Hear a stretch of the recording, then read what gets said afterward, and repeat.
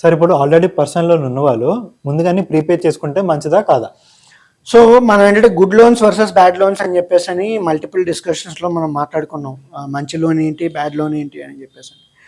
ఏదైతే మనం మనకి తీసుకున్నటువంటి లోన్ తర్వాత ఆ లోన్ నుంచి మనకి పాకెట్లోకి ఎడిషనల్గా అమౌంట్ వస్తుంది అనుకుంటామో వాటి గుడ్ లోన్ అని చెప్పేసి అంటుంటాము.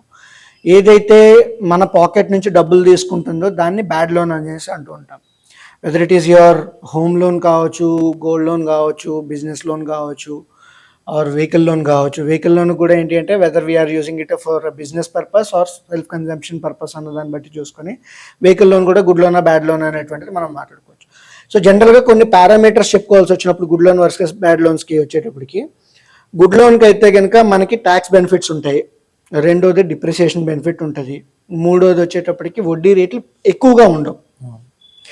ఈ మూడింటిని మనం కన్సిడర్ చేసుకునేటప్పుడు గుడ్ లోనా బ్యాడ్ లోనా అన్నది డిసైడ్ అవ్వచ్చు. ఇప్పుడు పర్సనల్ లోన్ ప్రీపే చేయాలా లేదా అనేటువంటి క్వశ్చన్కి వచ్చేటప్పుడు పర్సనల్ లోన్కి ట్యాక్స్ బెనిఫిట్స్ ఉండవు, పర్సనల్ లోన్కి డిప్రిసియేషన్ అనేటువంటిది క్లెయిమ్ చేయలేము, పర్సనల్ లోన్ తాలూకా వడ్డీ రేట్లు అనేటువంటివి ఎక్కువ ఉంటాయి.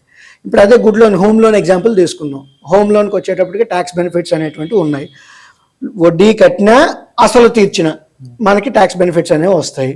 రెండోది డిప్రిసియేషన్ ఏదైతే ఉందో ఇన్కమ్ ఫ్రమ్ హౌస్ ప్రాపర్టీలో కావాలి అనేటప్పుడు డిప్రిసియేషన్ కావాలంటే స్టాండర్డ్ డిడక్షన్ ఏదైతే ఉంటుందో అది క్లెయిమ్ చేసుకోవచ్చు. మూడోది వచ్చేటప్పటికి వడ్డీ రేట్లు కూడా తక్కువ ఉంటాయి. జనరల్గా హోమ్ లోన్కి వచ్చేటప్పటికి అయితే కనుక 7 to 8%, 9%, మాక్సిమం 10%లో ఉంటాయి మీకు. సో ఈ రకంగా చూసుకునేటప్పుడు దీన్ని మనం పర్సనల్ లోన్తో కంపేర్ చేసుకుంటే ఆబ్వియస్లీ అది చెడ్డ లోన్ అని చెప్పేసి క్లియర్ కట్గా అర్థమైంది. అసలు ఫస్ట్ పాయింట్ మనం చెప్పుకోవాల్సి వచ్చినప్పుడు పర్సనల్ లోన్ అనేటువంటిదే తీసుకోకూడదు. తీసుకున్నాము అంటే కనుక ఎంత ఫాస్ట్గా రీపే చేయాలి అనేటువంటి థాట్ ప్రాసెస్ మీద మనం ఉండాలి.